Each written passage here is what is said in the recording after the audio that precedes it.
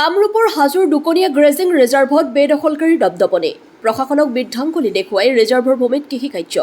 কামৰূপৰ হাজোৰ দুকনীয়া গ্ৰেজিং ৰিজাৰ্ভত পুনৰ অবৈধ বেদখলকাৰী দপদপনি থলুৱা খিলঞ্জীয়া গো ম'হ পালকসকল চৰম অস্তিত্বৰ সংকটত পৰাৰ এক গুৰুতৰ অভিযোগ উত্থাপিত হৈছে। উল্লেখযোগ্য যে অসমৰ প্ৰাক্তন মুখ্যমন্ত্ৰী লৌহ মানৱ বিষ্ণুৰাম মেধিয়ে গো ম'হ পালকসকলৰ বাবে দুকনীয়ৰ গেজিং ৰিজাৰ্ভত 22,000 বিঘা ভূমি সংৰক্ষিত কৰিছিল। সম্প্ৰীতি ৰিজাৰ্ভত দীৰ্ঘদিন ধৰি পশু পালন কৰি অহা একাংশ খিলঞ্জীয়া গো পালকক সন্দেহযুক্ত নাগৰিকে ভয় ভাবুকি প্ৰদান কৰাৰ অভিযোগ। প্ৰাপ্ত অভিযোগ মতে হৰি দাস নামৰ এগৰাকী খিলঞ্জীয়া মহ পালকে নিজৰ মহকেইটা দুকনীয়া ৰিজাৰ্ভত চৰাবলৈ নিয়াত বাধা প্ৰদান কৰে আব্বাছ আলী ওৰফে ডাক্তৰ আলী নামৰ এজন মাতুব্বৰে। এই সন্দৰ্ভত ভুক্তভোগী মহ পালক হৰি দাসে ৰামদিয়া আৰক্ষী চকীত এখন এজাহাৰ দাখিল কৰিছিল। ৰিজাৰ্ভত সংৰক্ষণ সমিতিৰ সম্পাদক ঘনশ্যাম মালাকাৰৰ অভিযোগ অনুসৰি নিজকে তথাকথিত RSS বুলি দাবী কৰি অহা এজন যুৱকে নিজৰ ব্যক্তিগত স্বাৰ্থ সিদ্ধিৰ বাবে আব্বাছ আলীৰ সৈতে চক্ৰান্ত ৰচিছে। এই যুৱকজনৰ সক্ৰিয় সহযোগতে আব্বাছ আলীয়ে খিলঞ্জীয়া গো পালকসকলক ফোনেৰে ভাবুকি প্ৰদান কৰি অহা বুলি খিলঞ্জীয়া মহ পালকসকলে গুৰুতৰ অভিযোগ তুলিছে। ইফালে প্ৰশাসনক বিধ্বংসলী দেখুৱাই একাংশ সন্দেহযুক্ত লোকে ৰিজাৰ্ভৰ শ শ বিঘা ভূমি দখল কৰি কৃষি কাৰ্য কৰিছে। হাজোৰ পৰা কমলাকান্ত দাসৰ ৰিপৰ্ট AIN লাইভ। তাৰমানে গ্ৰেজিং ৰিজাৰ্ভত যিটো সংঘাত চলিছে তাৰমানে ইতিমধ্যে তাৰমানে যিজন আগৰ ছেক্ৰেটাৰী আছিল সম্পাদক আছিল তেখেত তাৰমানে হয়তো আজি প্ৰায় 25 বছৰৰ পৰা তাৰমানে আমাৰ হিচাপ নিকাচ দিয়া নাই আৰু যাৰ কাৰণে কি আজি আমি হয়তো হিচাপ নিকাচৰ কথা কোৱাৰ কাৰণে আজি হয়তো আমাৰ ওপৰত আমাৰ থলুৱা যিখিনি হয়তো গোপালক আৰু মহাপালক আছে তেখেতসকলক তাৰমানে তেখেত বিভ্ৰান্তি সৃষ্টি কৰাৰ কাৰণে আমাৰ মাজত এটা মানে সংঘাত সৃষ্টি কৰাৰ কাৰণে এটা পন্থা লৈছে। কাৰণ তেখেতে যিখিনি মানুহ লগত লৈ আহিছে তেখেতসকল তাৰমানে কিছুমানে হয়তো বাহিৰৰ পৰা অহা মানুহ তেখেতৰ মাত্ৰ 3 মাহৰ কাৰণে আহে 4 মাহৰ কাৰণে আহে বাকী সময়খিনি তেখেতসকলে তেখেতৰ ঠাইত থাকে আৰু বাকী 8 মাহ 7 মাহ মানে ইয়াতে থাকি যায় তাতে থকাৰ পিছত তাৰমানে হয়তো তেখেতৰ গোপালক মহখিনি আৰু গৰুখিনি তাতে হেৰি থাকে তেখেতসকলৰ গৰু আৰু মহখিনি সুস্থ থাকে। আমাৰখিনি কিন্তু কি হয় বাৰিষাত সিহঁতে আহি যেতিয়া উদ্ভাণ্ডালি কৰি ঘাঁহখিনি খুৱাই থৈ যায় অৱশেষত আঘোণ মাহৰ বা পুহ মাহত তেখেতসকলে গুচি যায়। যোৱাৰ পিছত আকৌ নেক্সট বহাগ মাহত আহে আৰু সেইখিনি সময়ত তাৰমানে আমাৰ মৰুভূমিৰ নিচিনা ঠাইখিনি হৈ থাকে যাৰ কাৰণে কি আমাৰ থলুৱা গো পালক মহ পালকসকলৰ তাৰমানে অসুবিধা হৈ যায়। কাৰণ আমি পোৱালি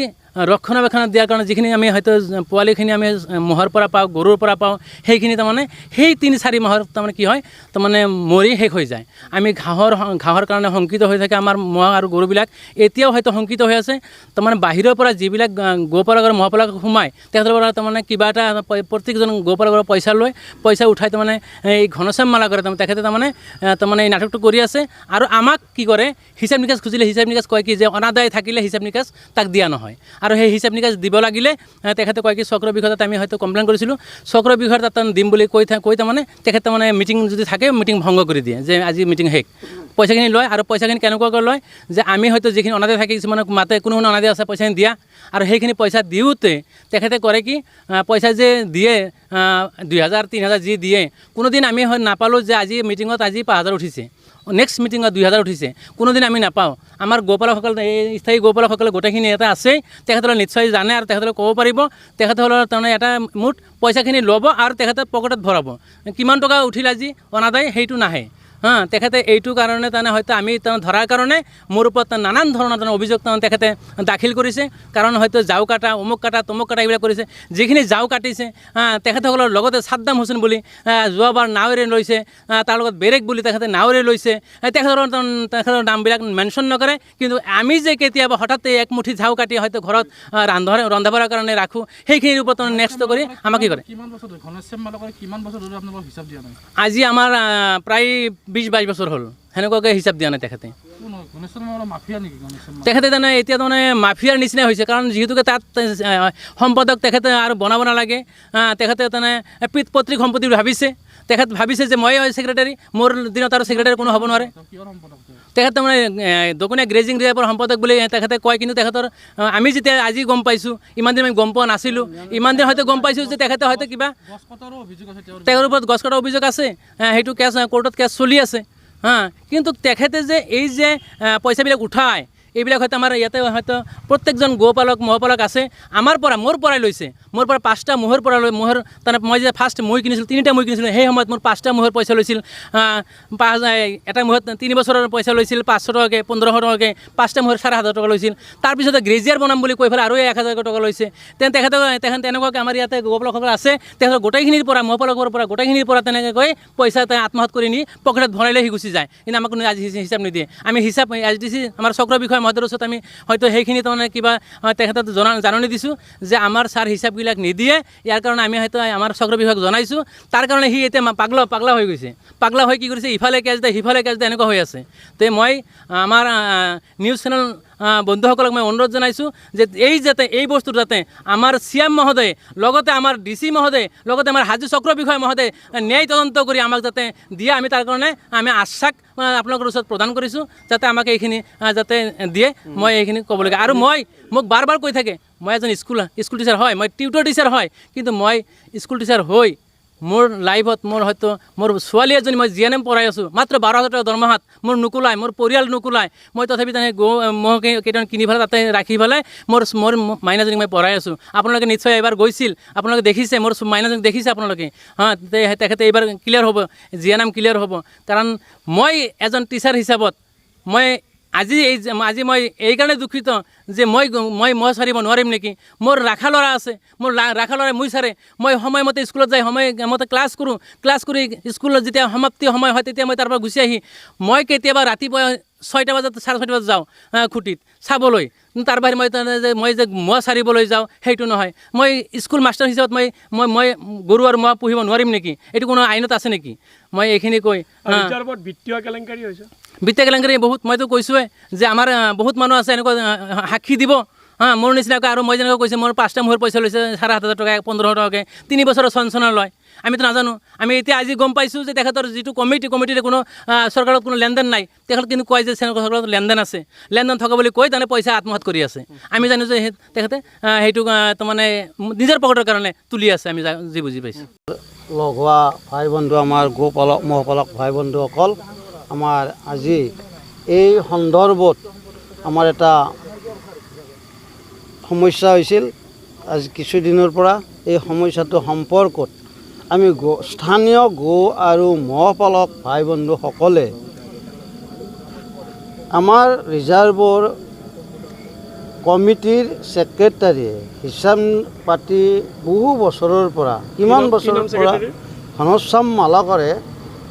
আজি বহু বছৰৰ পৰা কিমান বছৰ এটা পৰিমাণ দিব নোৱাৰোঁ আজিলৈকে কোনো এটা হিচাপৰ তথ্য পাতি আমাৰ এই নিম্ন শ্ৰেণীৰ খৰা কঙা ভাই বন্ধুসকলৰ পইচা আদায় কৰি লৈ আজিলৈকে কোনো হিচাপ পাতি দিয়া নাই তেনেকুৱা অৰ্থত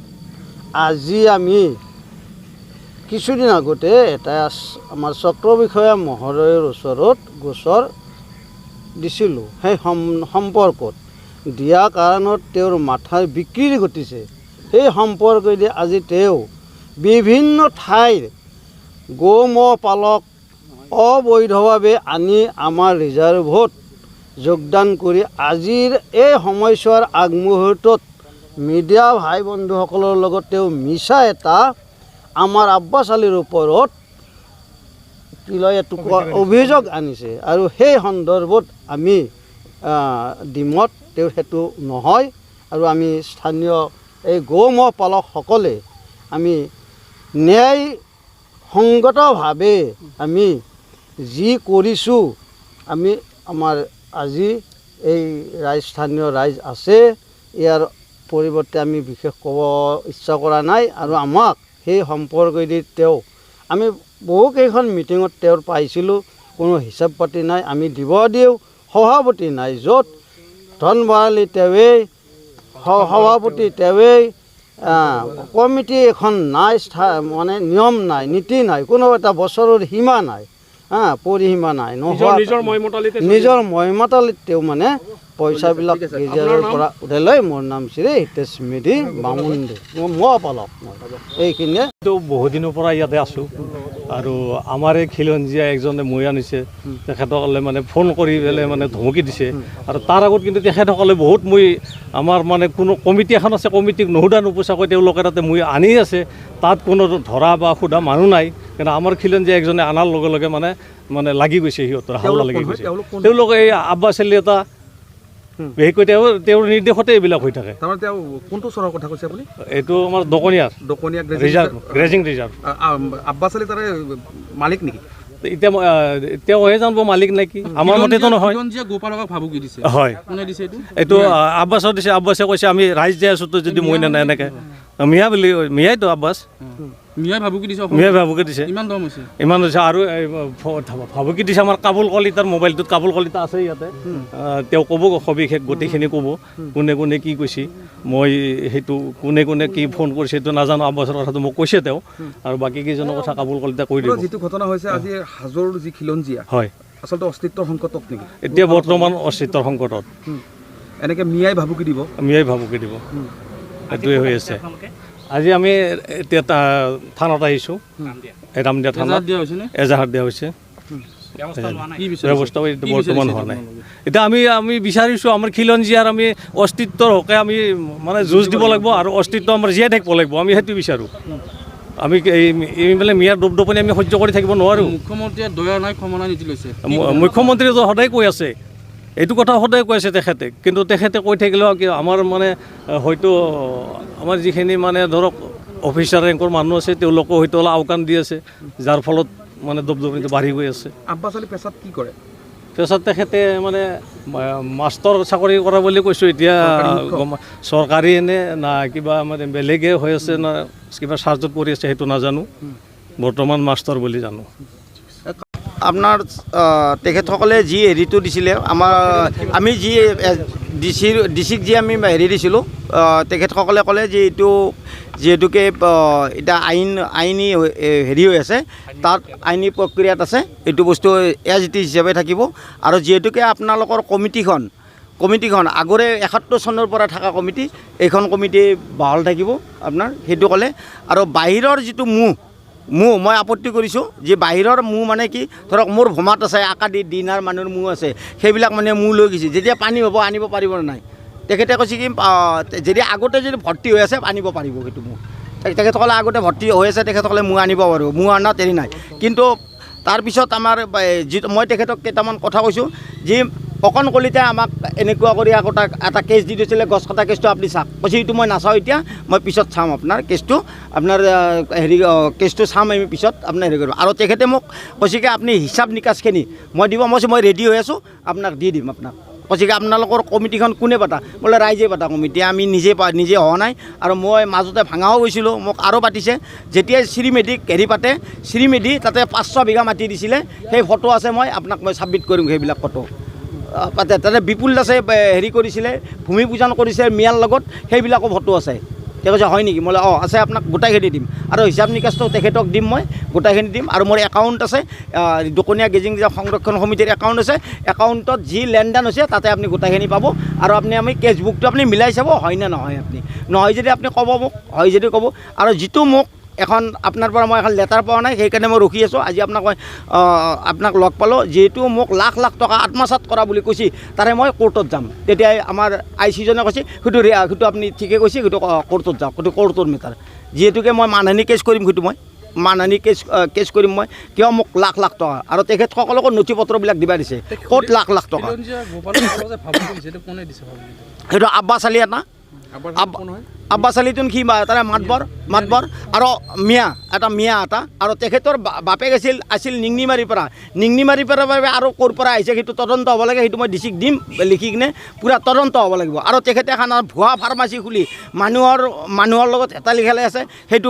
ডিচিক জনাম সেইটো বন্ধ হ'ব লাগিব তেওঁলোকৰ পেছাত এজন মাষ্টাৰ চাকৰি কৰে কিন্তু তেখেতে চাকৰিত অফিচত নাযায় এই ৰকমে দালালি কৰি ঘূৰি থাকে তেখেতে এতিয়া মিয়াৰ দপদমনি চলিছে তাৰে লগত আমাৰো অসমীয়া মানুহ কেইজনমান আছে তেখেতসকলে তাৰ পৰা পইচা খাব পাৰে খাই পেলাই তেখেতসকলে এই কামটো কৰি আছে এতিয়া গোপৰসকল অস্তিত্ব সংকটত অস্তিত্ব মানে আৰু খেদি দিলে আপোনাৰ খেদি দিলে মানুহ আমাক খিলঞ্জীয়া মানুহ খেদি দিলে কিন্তু তেখেতসকলৰ সেইখানি চেতনাই